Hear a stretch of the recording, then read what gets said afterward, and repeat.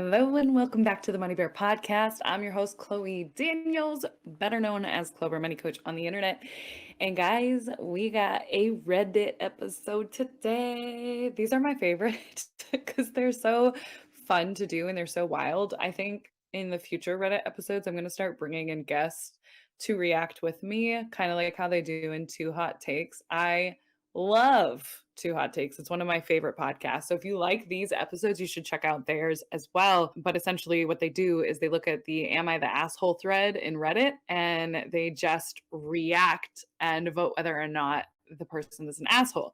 So we're doing something similar to that, but we're focusing on stories related to money. And I actually started exploring a new thread in addition to the Am I the Asshole thread on Reddit. This one is money diaries. So we're going to go through a couple of those. I've pulled a couple of them. I've only read like the introductions on some of these. So I'm excited to go through them and talk about kind of my opinion, what I would do, all of those things. So I have a bunch lined up. So we will just get started. But friendly reminder before we do that if you enjoy these episodes, if you want to keep hearing from me, if you want more content and you're like a fan of the podcast, it would mean the world to us if you could rate, review, and subscribe. The ratings and reviews, all you got to do is scroll down and tap the 5 stars and put a little message in about why you like our podcast. I absolutely love reading those. So I will love and appreciate you if you take a second to do that. And if you do, DM me on Instagram so I can thank you personally. All right, with that little self promotion plug, let's get to the episodes. All right, the first one we've got, I can't wait to share with you guys because I think it's so badass. But it is Am I the Asshole for How I Fought My Boyfriend's Medical Bill Going, quote unquote, too far? My boyfriend had to go to the ER after an accident, and he got a truly ridiculous bill back. I offered to fight the bill for him because I've done it before, and he said, sure. I went all out because honestly, if we were out 5 grand after insurance, that would have fucked up our holiday plans pretty bad. So now we've got like a list of bullets, had him call the hospital and authorize me to handle his bill and access his medical records. I got an itemized bill and compared the prices for each code to the fair prices. Then I called billing to dispute the bill, but was told that billing only collects bill. I need to contact admin to dispute. Then I bounced around a call center for hours trying to get someone who's actually qualified for bill disputes and got nowhere. Then Google and LinkedIn searched for the hospital board of directors and upper management. Then I got 30 emails of the most influential people at the hospital, plus the hospital's investors.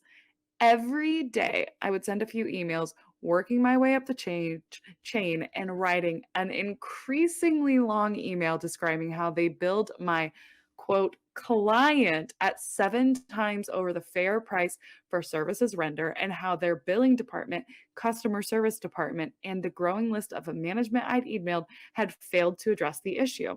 Then I escalated the emails until I was writing the director level staff with the entire board of directors and a number of outside investors CC'd, asking for a written statement regarding their justification for billing at a rate 7 times higher than the national average for commensurate services to what is available at other hospitals, and sternly laying out the failures to appropriately respond at every level of the company. Holy shit. Holy crap. That's like okay, we'll get back to the story, but I that's my first reaction.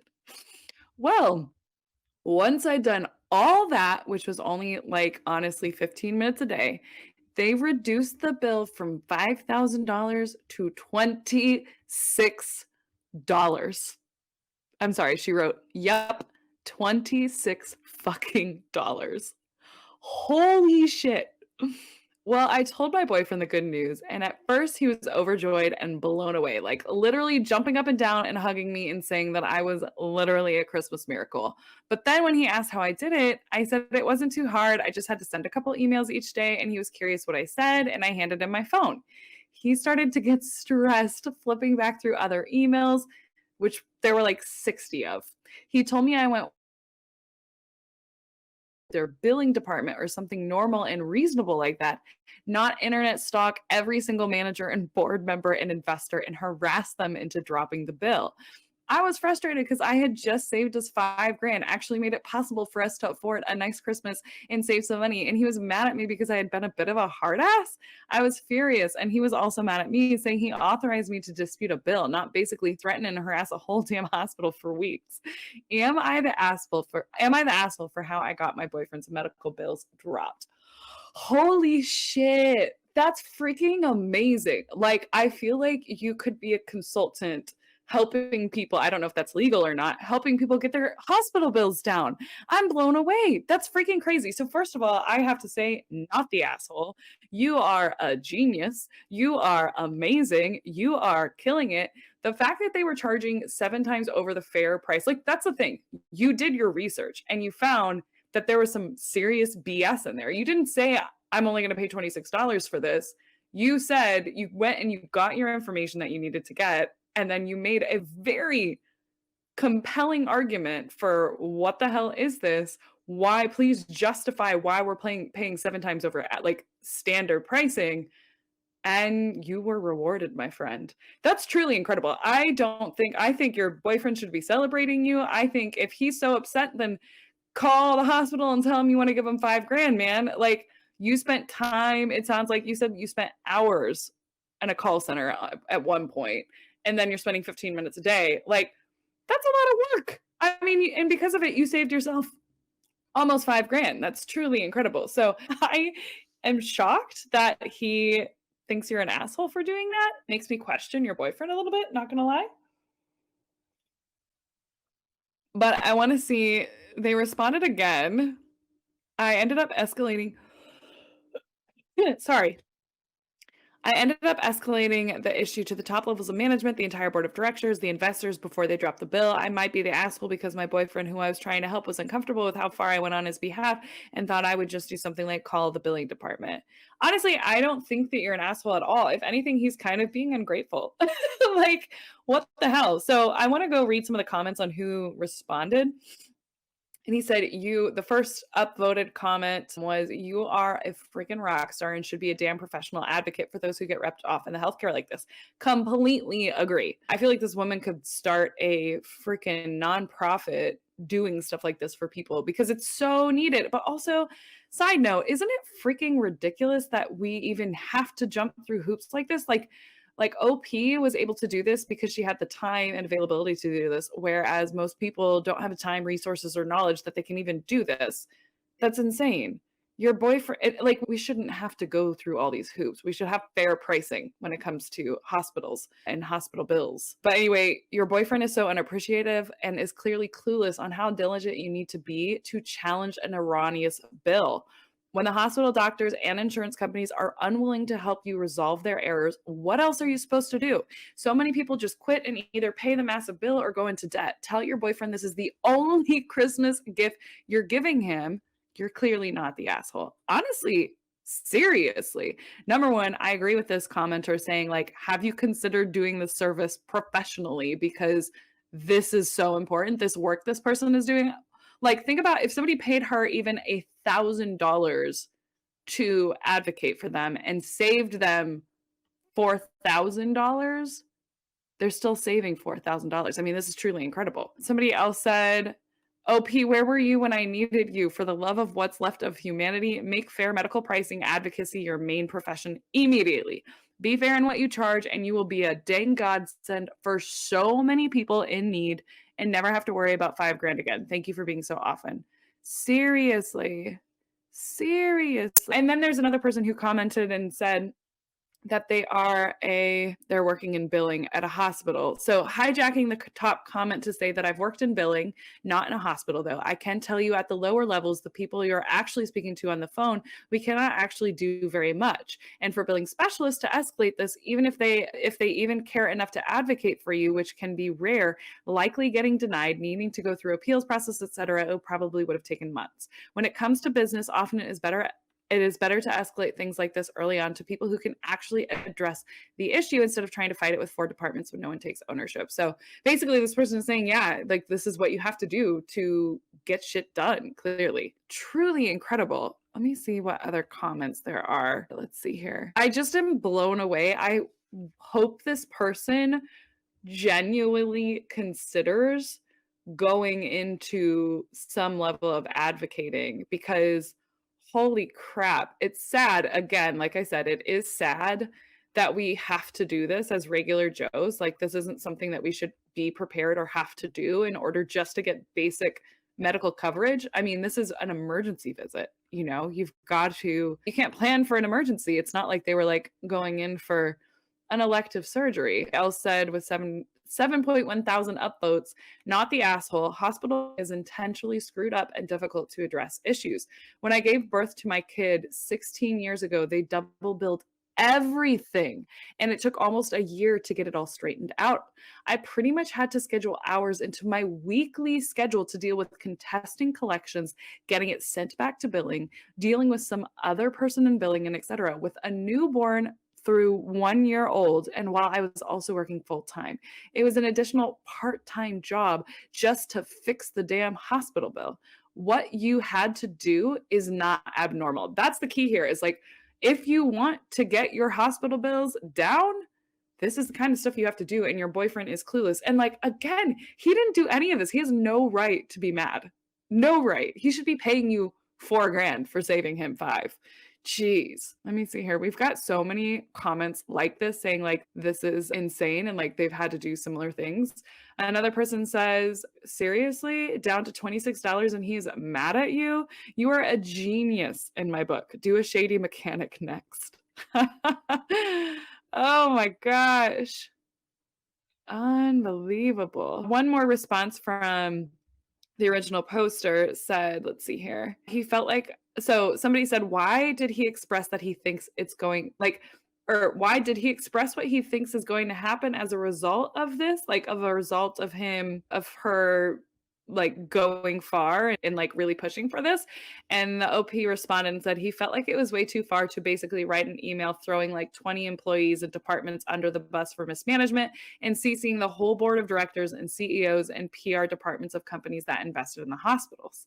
That's cheap. The OP continues to say, he felt like I was being really threatening, like by emailing the investors and their PR teams and writing in legalese that I wanted a justification of their billing structure, specifically addressing the fact that the service is on average under $500, was billed at a rate 7 times higher. He felt like I was looking like I was about to threaten them with either legal action or a PR financial disaster, so they just paid me off to shut the fuck up, which to be fair isn't a bad read of what I was doing. But like, it's unfortunate that this is the kind of thing that has to happen because it could have been very much a PR nightmare for these investors and the hospital. God, the way our country works in terms of like the fact that there are investors in hospitals and that you can even do that and that hospitals have PR teams, and I get it, like you have to, it's just it shouldn't be this way. Man, somebody else said, my thoughts exactly. How soft do you have to be that just glancing at emails advocating on your behalf stresses you out? This boyfriend has led an incredibly sheltered and privileged life that he has never had to deal with healthcare billing practices fucking him over. Most people in this country need to deal with the reality of not putting food on the table if they choose to go to the hospital for some type of care. That is the real stress. And this guy getting stressed over saving $5,000, he needs to grow thicker skin. Oh, man. Yeah, somebody said that, "I honestly can't believe you got them to send an itemized bill. I recently fought with 3 separate people and none would send that to me." And the OP responded and said, "It's your legal right, at least if you're in the US. Maybe request it in writing and reference the law that entitles you to it. Good luck." Man, I really do think that this person who did this needs to be an advocate. I mean, it's crazy that could be like a full-time job, but man, that's crazy. I don't know. I'm surprised there aren't more people saying, like, "Get rid of the boyfriend." I mean, the boyfriend sounds like a sweet, gentle soul, but, like, he has to recognize that this is bullshit, that we shouldn't have to do this type of thing in order to not go into debt for a medical procedure that was an emergency, that put you in an emergency room. So, yeah, those are my thoughts on that. All right, I think we talked that one to death. That is wild. But if you're trying to find the actual thread in Reddit, again, it is "Am I the asshole for how I fought my boyfriend's medical bill going too far?" Question mark. All right. This next one's juicy, guys. I mean, they're all pretty juicy, and I haven't read the entire portion of all of them. That last one I read like a sub portion, but there are some juicy ones. So let's get into it. All right. Am I the asshole for telling a social worker the real reason my sister wants a foster kid? I feel like there should be some music that's like, All right. So this is a throwaway account. While my sister doesn't use Reddit, we do have mutual friends who do. I am 28 female and I have a sister, 36 female. For the sake of the story, I'll just call Jane. Jane is married to Bob and they have two kids, a boy and a girl. My niece and nephew are wonderful kids and no trouble at all. They fight as siblings, but nothing big. I love them. Now, for about 2 years, I did live with my sister. It was a miserable time that really affected our relationship. She saw me as free labor, money, and babysitting. Even when I managed to get a small part time job, she demanded I hand over nearly half of my pay or get out. It was hell as she took complete advantage of me. I moved out as soon as I could, and we've had little contact outside of family gatherings. Now, after I moved out, she started complaining how she has no help and never gets a break. I babysit sometimes, but I made it clear just because I am off work doesn't mean I want my 8 hour day with my niece, doesn't mean I want an 8 hour day with my niece and nephew. Anyway, she started talking about how she wants to foster a kid. Not a kid, but a teenager. I pressed her for more information on this, and she wants to adopt a teenager so she has a live in babysitter for her kids. This is her logic. I want a kid around 16 or 17, someone who has maybe been in the system for a while. They can share a room with your nephew. She only has 3 bedroom house or sleep in the garage. Oh my God, this is making me feel sick. They can help me with housework, chores, cook, and help me with my business. She bakes and sells cookies. Also babysit the kids so me and Bob can go out sometimes and have some alone time. They'll be so grateful for a home and won't complain. I won't have to pay them at all. And then when they turn 18, I can just sign up for another foster kid. A teenager will be so much easier than a little kid. They will be grateful just to have a roof, food, siblings, if they have to be separated from their real ones and clothes. I was horrified. I told her it was a horrible idea. She didn't listen to me. She went on with it anyway. And about a month ago, a social worker appeared at my apartment to ask me some questions about my sister.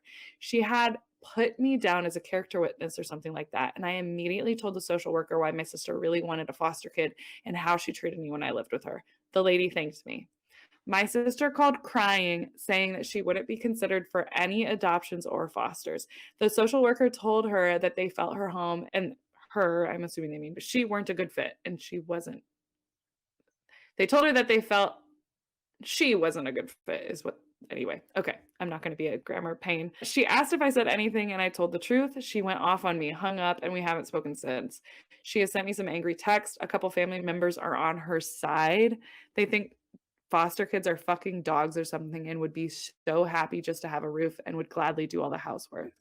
So, am I the asshole here? Oh my gosh. This sister essentially wants to exploit children. This is insane. This is like, this is why foster care is a messed up system in a lot of ways. This idea that you can just hire, or not even hire, get free service, which free service seems like there's some large portion of our history that operated under this that we're all ashamed of or should be. And she's trying to I mean, it's thank God she told the sister. Like, if she hadn't, this might have happened. This woman might have actually been able to get a foster child. It doesn't matter if they're 16 or 17 years old, but holy actual shit. I cannot believe. I mean, I can. The world is a messed up place. I guess I can believe that this stuff happens because people are horrible. But wow. Wow. I genuinely I don't know what to say. I'm just going to read some of the comments. This is truly disgusting. So the first upvoted comment is not the asshole. You told the truth and saved a teenager from a terrible life of being used and dumped from another, which is no way to treat anyone. It's a foster child, not a slave. My thoughts exactly. Like, what the fuck? What the actual fuck? Ah, yeah. Wow. The OP responded, and I said that, but her logic is, it's not slavery. I'm giving them a home, food, clothes, and everything else. Yeah, and making them watch your kids for 8 hours a day, cook dinner, and do everything you are feeling too fucking lazy to do because life is hard. Foster children are not required to work for you, and they're not required to do any of that. Like, that's not the entire point of the foster care system. The foster care system, you are supposed to be looking out for the child's best interest, not yours. Like, first of all. Jeez. Yeah, and I don't even know what else to say. I mean, the comments are pretty much baffled like I am, like, not the asshole, "What the fuck is wrong with your sister? What the fuck?" Kids are not enslaved people, and you shouldn't be treated as such. I'm glad you got out of living with your sister because she sounds difficult to live with, and you absolutely did the right thing to prevent a child from being treated like you did. And honestly, I like this comment next. So the next comment says, "Not the asshole. What you did was the only ethical option. Not only is this treating another human being like a literal house slave and a disposable one at that, but older fosters tend to have been through a horrifying amount of abuse.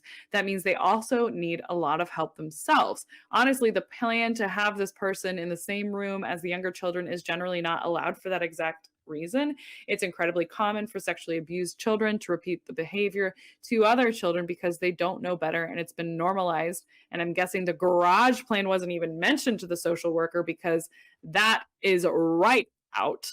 Older foster children are generally harder to place exactly because they generally need so much work. But all your sister sees is free labor unless she somehow lucks out with actual Cinderella. Her flippant plan is not only cruel, but exposing her own children to potential physical and sexual abuse, drugs, whatever horrible things the child has done or had to go through to survive. Also, I'd extremely not trust any family member that is on her side. You should not be celebrated by adopting a child for your own gain. That is just a genteel version of a Victorian men scooping up orphans and forcing them to do work as chimney sweeps and coal miners and then discarding them when they get too big to do the work. Oh, insane. I feel like this woman needs to be put on a list of like awful child abusing potential. I like the fact that this person doesn't see children, foster children as people. The OP nailed it on the head and said, what, like, do they see foster children as dogs? Like, what the fuck? Man, I'm so disgusted. And I also think that the original poster needs to completely cut this woman out of her life. I completely cut this woman out of her life. She clearly has no conscience. I just I don't even know what to say. Like, disgusting. So I don't have anything else to say. There's like over 2,000 comments of people saying like your sister is a horrible human being. And the moderator, there's an am I the asshole moderator, and the moderator said 2K comments calling the sister nasty names has more than made the point locked. So you can't comment on it anymore. But wow. Just unbelievable. Unbelievable. So, okay, that got dark, guys. Let's see. This one looks a little bit lighter. Okay, we're talking about bridesmaids. So this has 42.2 thousand votes. Am I the asshole for kicking out one of my bridesmaids for showing up in the wrong dress? Dun. See, I need that music. I just need Elevate. Can we have like some kind of music that just goes done? For those who are listening, Elevate is my podcasting team. They edit and produce all of my podcasts. If you're ever curious with working them, this is not sponsored by them, but hit me up in my DMs and I'll get you connected. So anyway, all right. Am I the asshole for kicking out one of my bridesmaids for showing up in the wrong dress? It's funny because reading that, my immediate reaction is, yeah, you're an asshole. But let's read it. Probably not. My 23 female wedding was back on Saturday, December 31st, and I'm still getting backlash from this. So I want to know if this was an asshole move. In the country I live in, it's currently winter and we get a fair amount of snow, so my wedding was a winter themed wedding.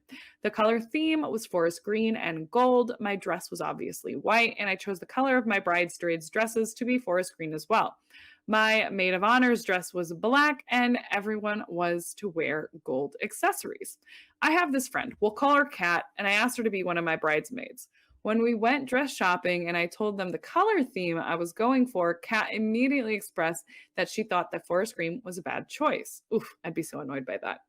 She said she thinks it's not a flattering color and thought I should choose something different and more girly. I said no because my wedding was winter themed and I thought the color would go perfect with the theme. She suggested a pink, blue, even a red. I said no, but thanks for your opinion.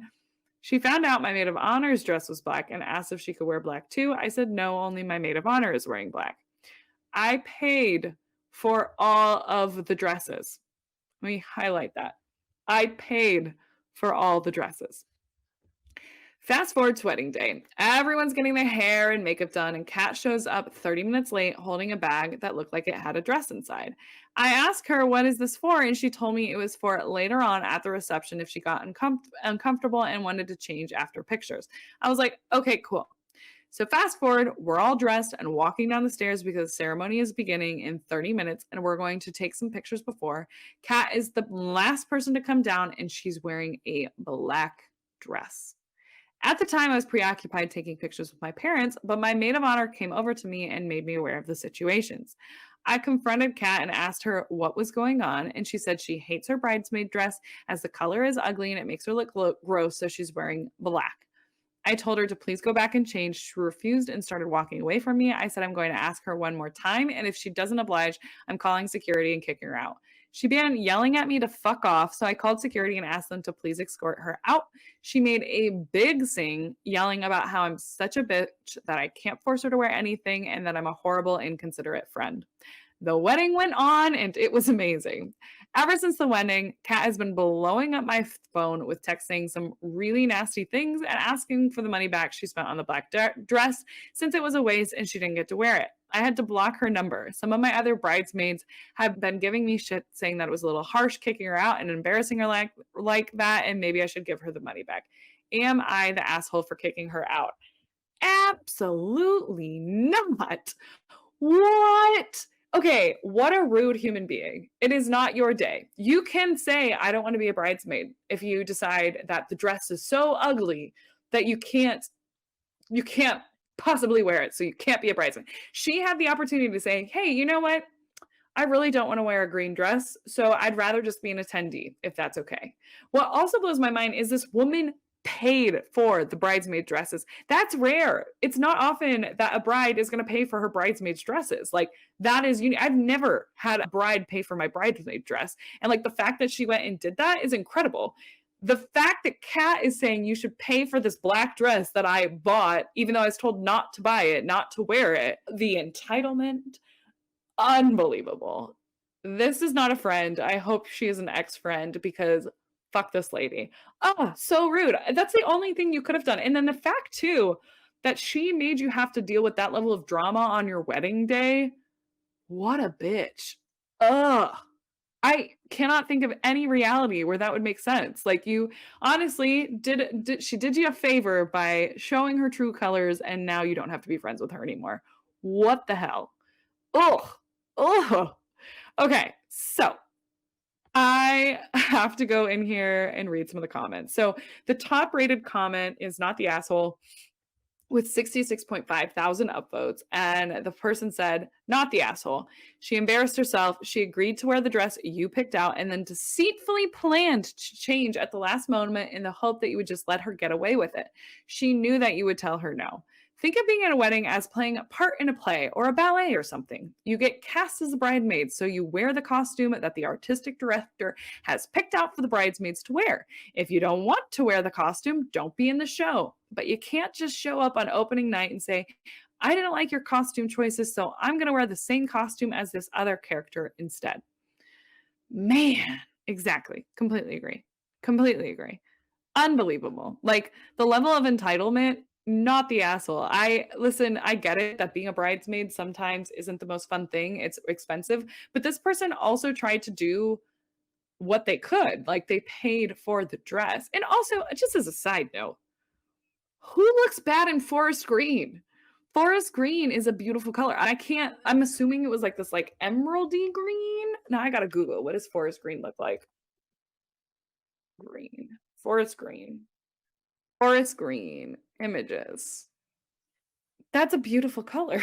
Like, I can't think of a single skin tone it wouldn't look good on, honestly.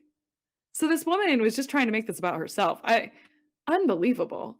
And I'm also somebody in the comments said, "Also, I'm shocked by people thinking forest green is an ugly color." Truly. Yeah. So another commenter said that had almost 10,000 upvotes, "Not the asshole. If you're going to be a bridesmaid, you have to be prepared to do what the bride wants. Kat should have declined and just gone as your guest. And no, you don't owe her anything. If anything, she owes you for the green dress that you bought and she refused to wear." Wow. Gosh, people are so shitty. And this actually has me thinking about something I recently read in I'm reading the Stay Sexy and Don't Get Murdered by Karen Kilgariff and Georgia Hartstark, who are the podcast queens from My Favorite Murder podcast. And I saw this book at a used bookstore called Verbatim in San Diego. And I was like, you know what? It's only $9. I'm gonna read it.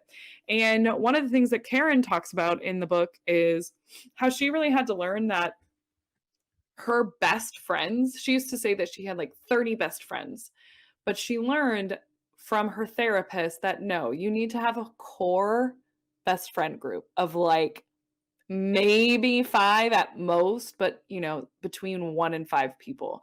And like those are the people who get to see all the parts of you. They're the ones who really get you. They're the ones who will drive to the airport to get you, who will show up in an emergency. They're the types of people who, some of us only ever get one of those, some maybe 2, maybe all the way up to 5, but you can't have 30 of those. It's not possible to maintain friendships with all that many people that are that close.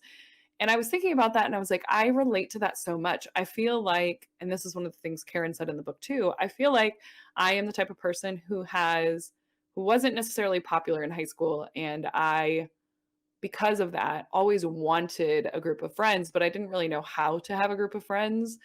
And the older I get, the more I find it's easy for me to make new friends.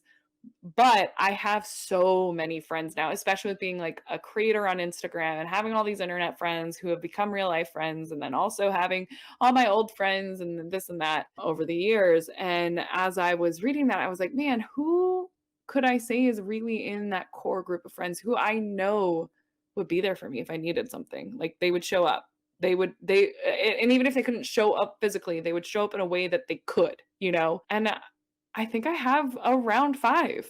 And identifying that has made me realize I need to be focusing on that core 5 rather than trying to be a really good friend to 30 plus people. Those people beyond the 5 are, folks who I do love and adore, but they don't necessarily get to see every single side of me, and they don't necessarily get to have exclusive access to me, if that makes sense. And I don't know why, but hearing that really made me feel a lot of peace. And it also inspired me to better stay in touch with my core 5. So anyway, if you're in that core 5, although I'm sure my core 5 doesn't listen to my podcast because they know me and they get everyday access to me, but it did inspire me to just be like, you know what, I'm going to randomly call these people more often, and I'm going to really work on fostering these friendships rather than trying to be everything to everyone. So that's something I've struggled with a lot. And I think it's because of that need to be popular or that need to have a bunch of friends, because I never felt like I had that. But in reality, I just want to improve the quality of the friendships that do mean a lot to me. So I think I have like 3 to 5 of them. And yeah, we'll see. And I think that also means letting go of some of the friendships that have not served me. And I guess this kind of just reminds me of that, of letting go of those friendships that are draining, and clearly this seemed like a super draining relationship. So OP, I really hope you got out of that friendship. It sounds like you did. You blocked her, so hopefully she's out of your life for good. Okay, now we have a couple of more posts from the thread on Reddit called Money Diaries. And these are for folks who are looking for advice and have questions and things along those lines. So we're going to get into it. Okay, let's see here. This question, there's an update to this as well. So we're going to do the original post and then we'll also talk about the update. All right, the question: does anyone have any advice for someone moving out of their parents' home without a full time job? Hi, everyone. First time poster here. Long story short, I'm a recent college graduate who abruptly made the decision to move out of my parents' home after a family member got physical with me. I'm planning on cutting my family off and will not have a safety net after I leave in a week. The thing is, I live in California, a very high cost of living area, and I don't have a full time job yet. I work part time in tech, making about $3,200 a month, and have an emergency fund of $26,000. I also do a part time unpaid internship in a creative field I'm passionate in, but I plan to cut down my hours significantly for that gig so I can focus on job hunting. I'm staying in Airbnb for a month so while I aggressively apply to full time jobs in my field, but money will be somewhat tight until then, since the monthly cost for the Airbnb around here is $1,500 to $2,000. Does anyone have any advice for me going forward, whether that's career budgeting or general advice? Feeling really nervous to make this leap. Thanks so much in advance.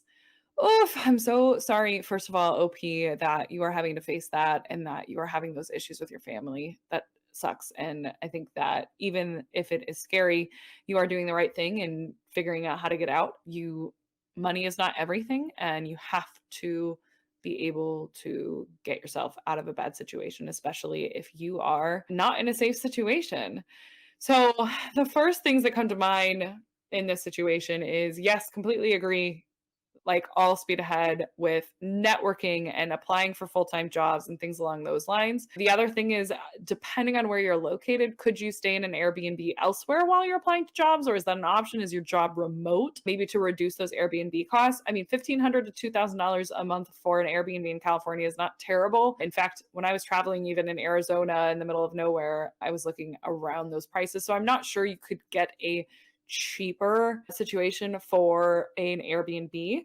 The next question is, I know in California, because of the high cost of living, a lot of folks have roommates and sometimes have multiple roommates. And if you are young, that's a pretty good time to take that hit and have multiple roommates and live like a poor college student for as long as possible so that you can have more flexibility. The other thing is that I want to applaud you. You said I have no safety net once I leave.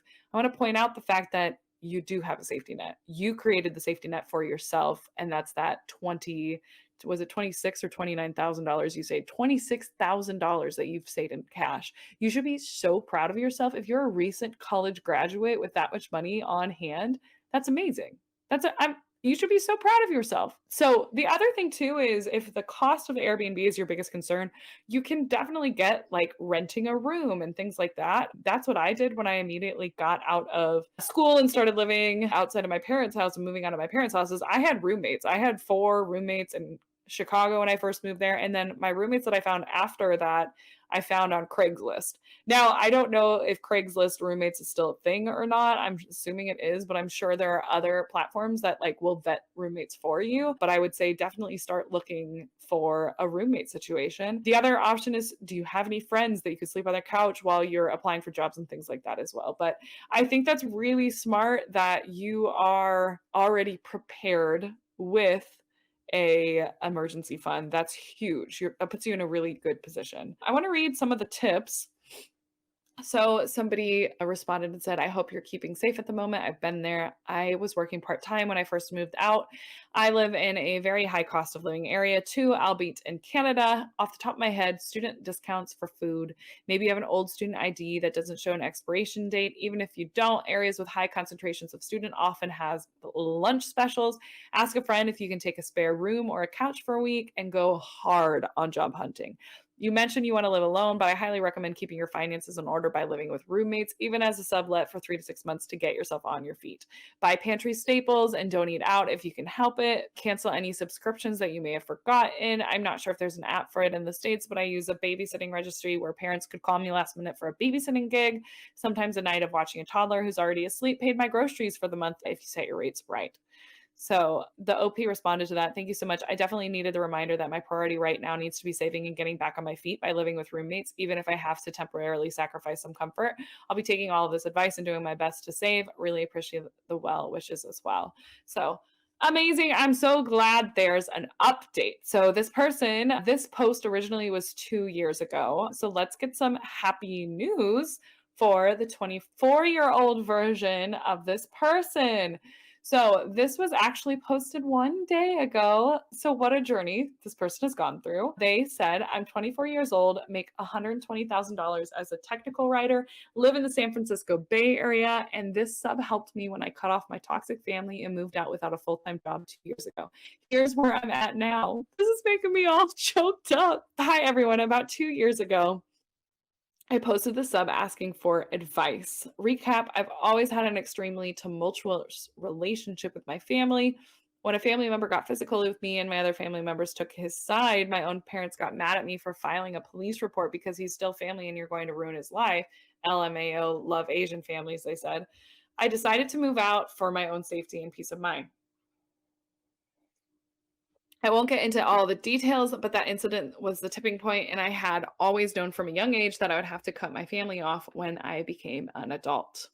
However, I hadn't felt prepared to move out at this point and was extremely anxious about what it could mean for me. What if I suddenly got fired from my part time job and couldn't find a job in time and ended up unhoused? What if something happened to me when I was bouncing from couch to couch? It was the height of the pandemic, which added to my anxiety. I knew I could never go back home and that I would never have a safety net again. I used to go to Whole Foods and walk down the aisles and browse around for fun. And when I went during this phase of my life, I actually cried in a Whole Foods because the prices made me so anxious. At the time, I was working part-time technical writing contract job, making $3,200 a month. I had a $26,000 emergency fund that I had saved from college internships and about 7 months of living rent-free after at home after graduating college. I was also working 20 to 30 hours a week as an unpaid reporting intern at various newspapers because journalism was my dream. But I immediately scaled back on my hours and basically gave up on journalism because my main priority became achieving housing and financial stability. For 6 weeks, I lived in Airbnbs with strangers with all of my worldly belongings stuffed in my car trunk. My main goal was finding a full time technical writing job and renting my own apartment. And I just wanted to feel safe and secure again. After 6 weeks of applying to jobs and prepping for interviews day and night, I got the dream job and my own studio apartment in a city that I love now. I changed my phone number and I still don't talk to my family except for my sister, whom I'm still very close to. It took a long time to heal from the financial and familial trauma that, and I don't know if I'll ever 100% be healed from the family part, but I'm genuinely happy now. The replies on my posts were so helpful and kind and truly helped me during an extremely stressful and traumatic time in my life. Thanks so much again to everyone who offered help, spoke to me with compassion and warmth, and gave me so much helpful advice. I learned a lot through the thread and still learn a lot from the sub every day. I thought I'd return for an update to share where I'm at now, almost 2 years later. Oh, so this next part, they've got their assets and debts and their income. So let's go through the highlights because I think that this is so inspiring. This person already has $30,000 saved for retirement at 24 years old. That's amazing.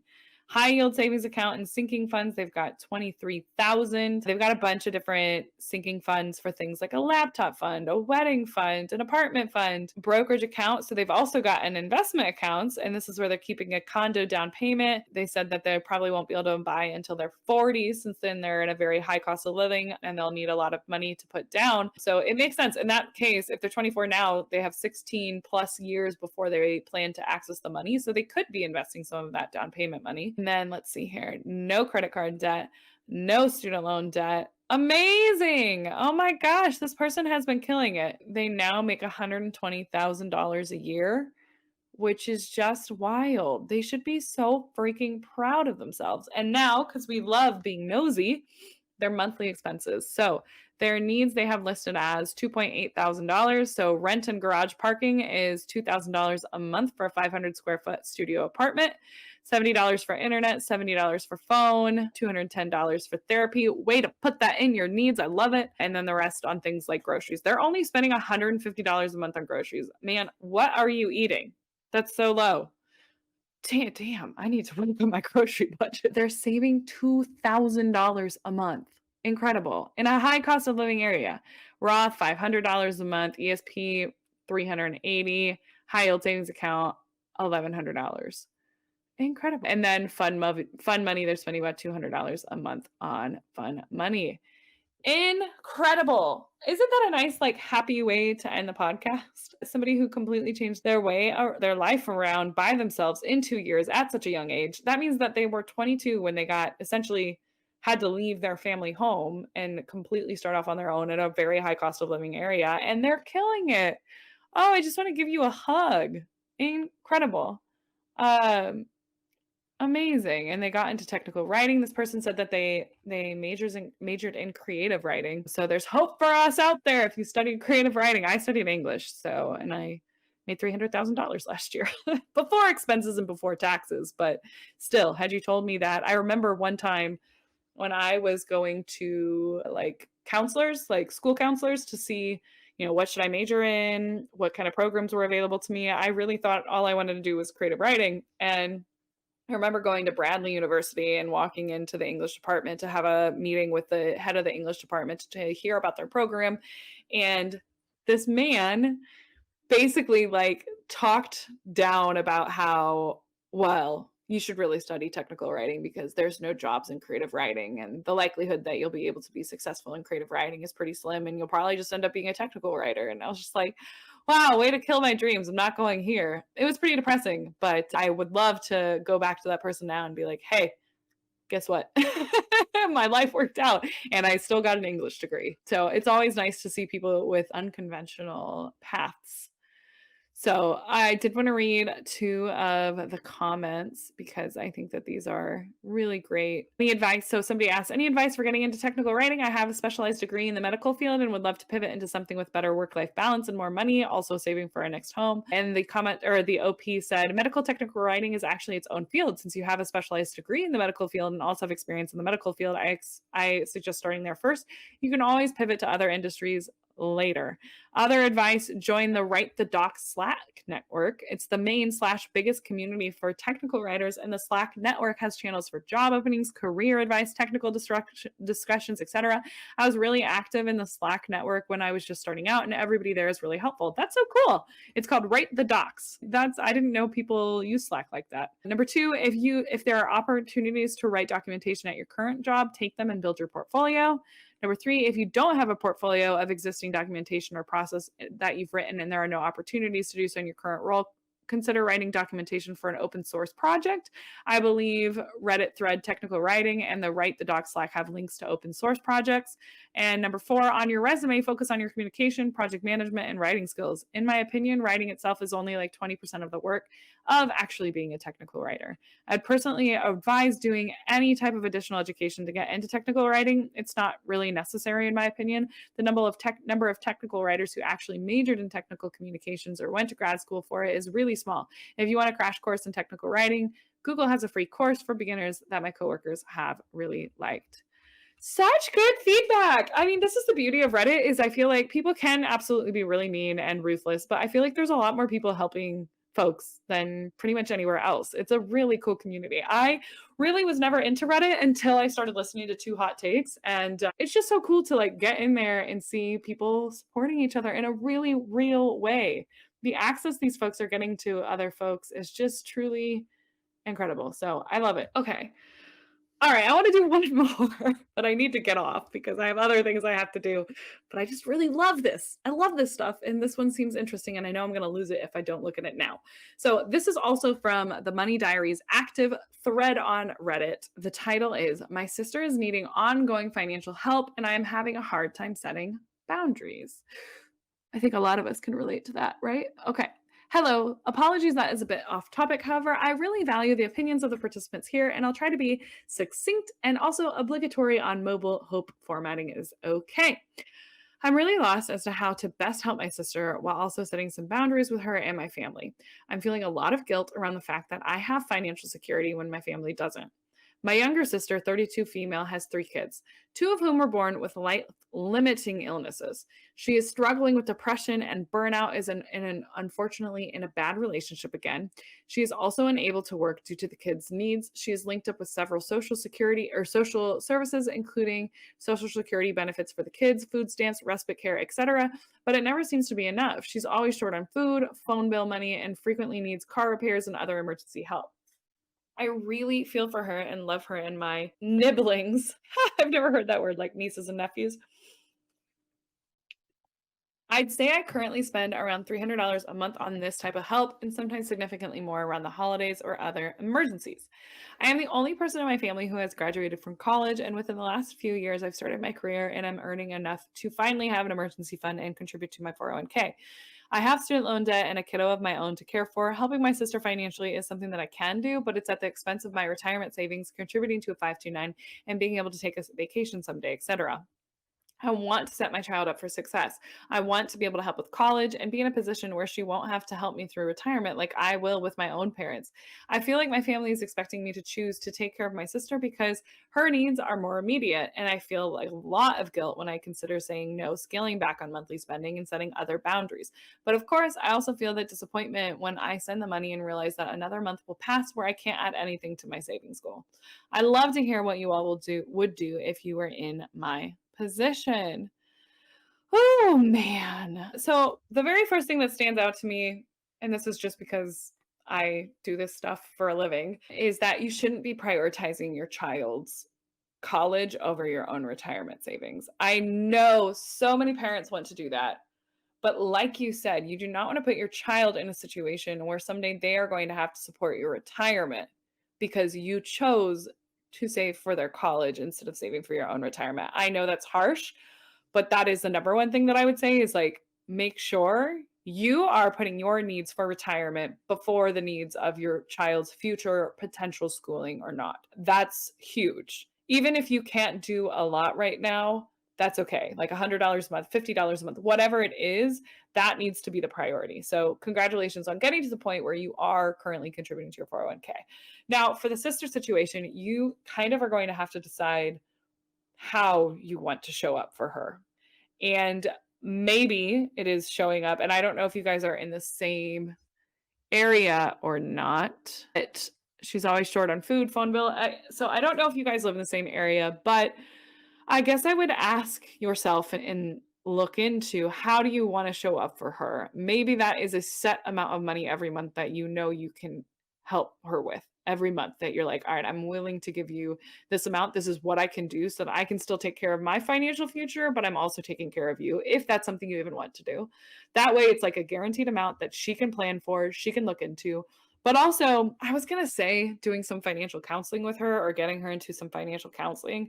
But at the same time, you can't force someone to do that. That person has to want to do it themselves, because if you force them to do it, they're never going to do it. I once had somebody buy their so they adopted a baby, and the birth mom, it's like an open adoption.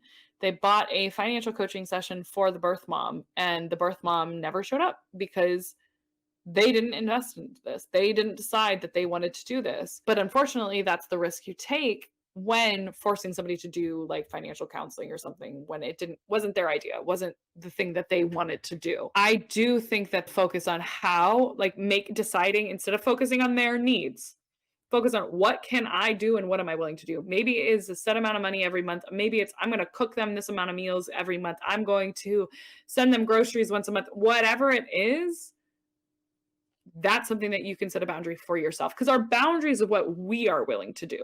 It's not about controlling somebody else. You can't control your sister. There's nothing you can do.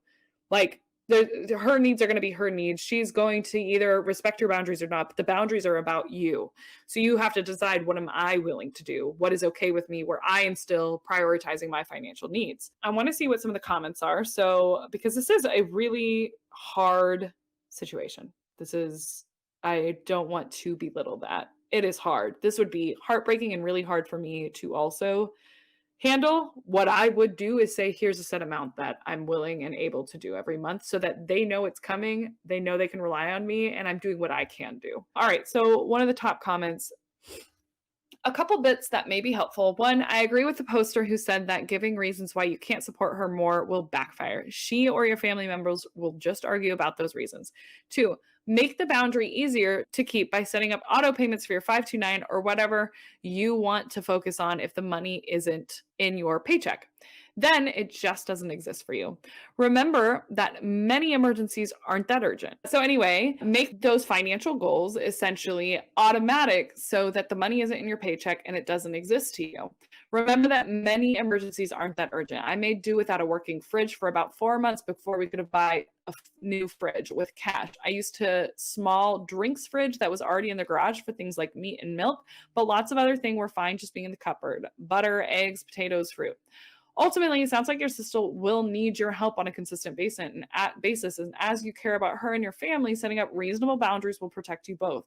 If you don't, then you will ultimately resent her so much that the relationship may become irredeemably broken, and that would be sad for everybody. OP responded to this and said, I agree with all of them. I'm super impressed by your ability to live without a fridge for that long. I definitely want to be cognizant of keeping our relationship. I already feel like it's starting to break down after she listed me as an approved contact person with a hospital social worker. She used to share her frustrations with me, but now I feel like she sees me as one of them, almost how you'd keep things from a parental figure.